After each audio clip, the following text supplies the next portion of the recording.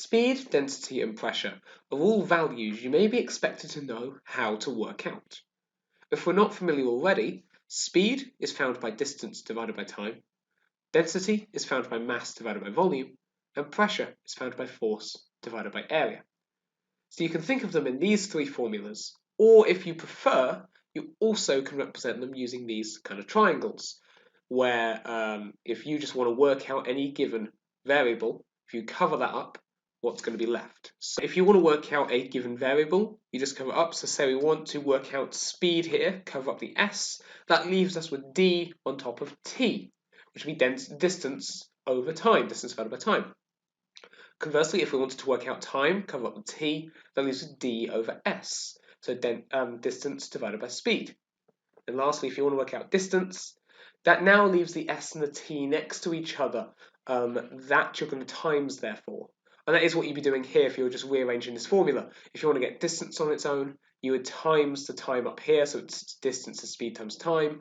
If you wanted to get what time was equal to, again, you'd have to times the time up here to get it on its own, because it can't be the subject while it's in the denominator. And then you just have to divide speed underneath to get it away. So that would now be distance over speed. Similarly, if we wanted to work out density, you could say it's mass over volume. If you wanted volume, that's mass over density. If you wanted mass, that's density times volume. And just to be thorough, to do the other one, if you want pressure, that's force over area. If you want area, that's going to be force over pressure. And if you want the force, that'll be pressure times area. So yes, you could have a question like, something travels 5 meters with a speed of 3 meters per second. How long is that going to take it? Well, we're after time, so that'll be distance over speed. So it'll be the 5 meters over the 3 meters per second, so 5/3. However, questions involving these formulas could also be a little more complicated. Let's say that we're going to mix 74 grams of lead with 126 grams of tin to make an alloy. The density of lead is going to be 11.34. So 11.34 grams per centimeters cubed. And the density of the tin is going to be 7.31 grams per centimeters cubed. What is going to be the density of the combined alloy that's made? Well, it's not enough to just say that, okay, these are the two densities of the individual metals, so if you just add those densities together, they're going to give the density of the alloy. No, if you're going to do the overall density, same as if you're doing the overall speed and the overall pressure, you need to work out what the entire overall mass is and the entire overall volume, and then do a separate division of the total mass over the total volume. Just as if you're doing speed, you need the total distance travelled over the total time taken, pressure, total force applied over the total area. So here, if we want to add together these masses to get the total mass, so total mass,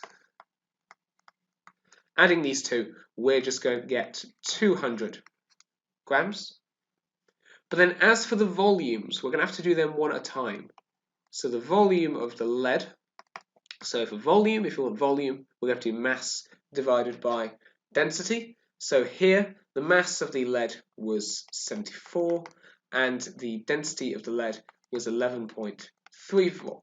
So if you put that in your calculator, you're actually going to get quite a long decimal. So try to keep as much of it as you can in the calculator for later, because that will make your answer as precise as possible. But for now, if we just say like 3 decimal places, that's going to give you a volume of around 6.526 centimeters cubed. Similarly, the volume of the tin, that's going to be a total mass of 126 divided by a density of 7.31. Once again, we're going to get a long decimal. If we just do 3 decimal places, that's going to be 17.237 centimeters cubed. These we can then add for a total volume So just combining these together, you're going to get, again, just rounding to, let's say keep 3 decimal places, you're going to get 23.762 centimeters. Again, the reason why there's exactly what you get if you just added those two numbers is I kept both the original unrounded values in my calculator. So yes, it is very slightly different here. But yeah, we can take that as our total volume. So lastly, for the overall density, we can just do the total mass, the 200, divided by that total volume. So if you just do that again, all in your calculator, you're going to get approximately 8.4 grams per centimeters cubed. Yes, we have been using more decimal places earlier in our working, but usually a question will specify give your answer to 1 decimal place, or whatever degree of accuracy they ask for, whether it's decimal places or significant figures. Just make sure you'll give your answer to that. While otherwise, anywhere else you're working, I'd always suggest just keeping as many numbers as possible to make your equations in the calculator as accurate as possible. This then has just been an example of how we may sometimes have to go around the loop a few times with these equations just to get the values that we need. Here, in order to work out the overall density, we had to work out the overall mass and the overall volume rather than just working out what the density is going to be by adding the densities together. So what if you now just had a question of your own? What if we were to give you that 70 newtons of force is applied on an area of 20 centimeters squared? Now, the force is increased by 10 newtons, and the area is increased by 10 centimeters squared. Has the pressure decreased by less than 20%? So has pressure decreased by less than 20%? Yes, this is now bringing in percentages into this as well, which is its own topic. But questions can do that in an exam. They'll bring together different concepts. This still is, though, primarily just using your pressure equation. So, pause the video, have a go for yourself, just maybe work it out on your own piece of paper, and just see, has the pressure decreased by less than that? Press play again when you're ready to compare. Alright, so if we're going to look at how much the pressure is decreased by, we need to see, well, how much was it to begin with? If we're using our pressure formula, well, force over area, we have force and area. So to start off with, we'll just have 70 over 20, which is going to equal 3.5 newtons per centimetre squared. Now then, the force has been increased by 10, so that means the new force is now 80. The area has been increased by 10, so that means the new area is now 30. If you work this out, that gets you 2.6 recurring newtons per centimetre squared. Now obviously this has decreased, but that wasn't in question. We were looking for how much is it decreased by what percentage? If you want to find essentially the percentage change, what you'll do is the difference between the numbers, so the 3.5 minus the 2.6 recurring, over the original value, the 3.5, and then times that by 100. If you put that in your calculator, you should get a percentage change of approximately 23.8%.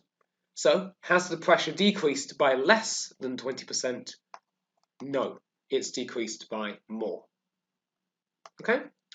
If you're all right with that, so again, just plugging in values into the equation to get some numbers out, and obviously the second part of that question was, as I've already mentioned, crossing over some other concepts. Let's just have a look at what a question from a paper might actually be like. So we have here that James and Peter cycled along the same 50-kilometre route. James took 2.5 hours to cycle the 50 kilometres. Peter started to cycle 5 minutes after James started to cycle. Peter caught up with James when they had both cycled 15 kilometres. James and Peter both cycled at constant speeds. Work out Peter's speed. So, we've got some distances already. We've got some kilometres, and we've got a time for James. We have that it took him 2.5 hours. The only time we so far have for Peter is how much later after James he started, and then we have the distance where they met up. We know they're travelling at constant speeds, so that means it's going to be the same average speed throughout after Peter's. So for Peter's speed, we're going to need how far he travelled in what time. To do that, though, we are going to have to work with James first. We're going to need to work out what James's average speed was.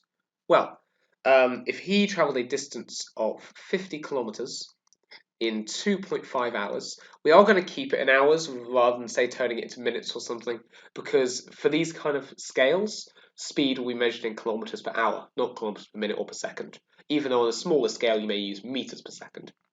Anyway, here you're going to get 50 divided by 2.5, which is going to give you a speed of 20 kilometres per hour.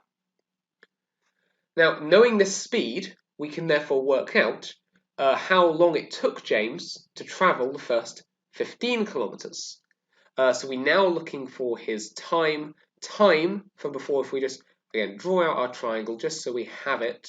So you've got your speed, distance, time. Time is distance over speed. So it's 15 kilometres divided by the speed of 20. So that will give us a time 3/4 of an hour, which actually now I will turn into 45 minutes. Yes, for our ultimate speeds and stuff, we are going to be using hours. Here, because Peter, we're told, is 5 minutes after James, we do just want to make it minutes for this little bit of conversion here. So if the time after James's start, when they were both at 15 kilometres, is 45 minutes, and Peter started 5 minutes after that, it means Peter took only 40 minutes to get to the 15 kilometres.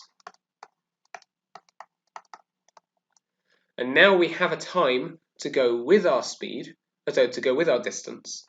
So just because we're going to do kilometres per hour again, though, we are going to want to turn that back into hours. 40 minutes is 2/3 of an hour. So then just, okay, what's the speed? Distance over time. 15 divided by 2/3.